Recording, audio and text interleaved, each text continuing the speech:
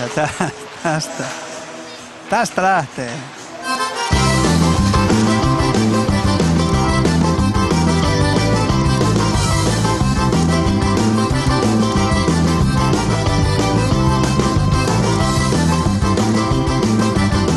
Siinähän...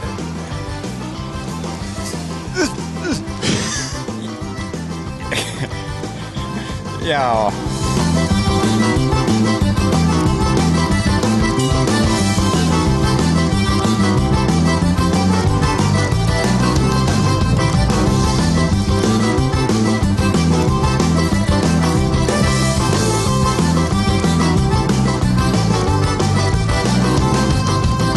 En mä sano tohon, mutta sanon jotain muuta.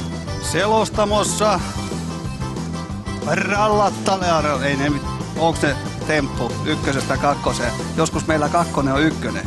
Aha. Jaa. Joo.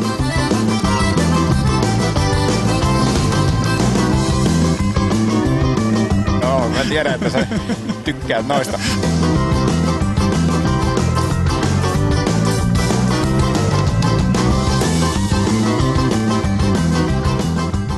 Vajaat 2 viikkoa takana Jordikan lähetään.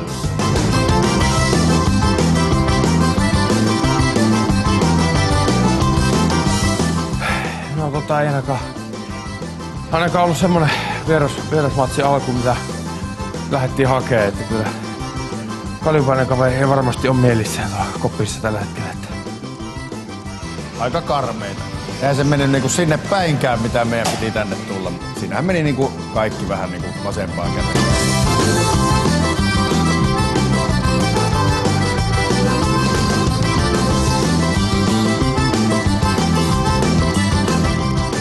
Tinki, miten se oma neitsyys meni niin kuin maalien merkeissä? Muuten ei tarvi ruveta avautumaan tässä. Kiitos. Ellet välttämättä halua. En välttämättä.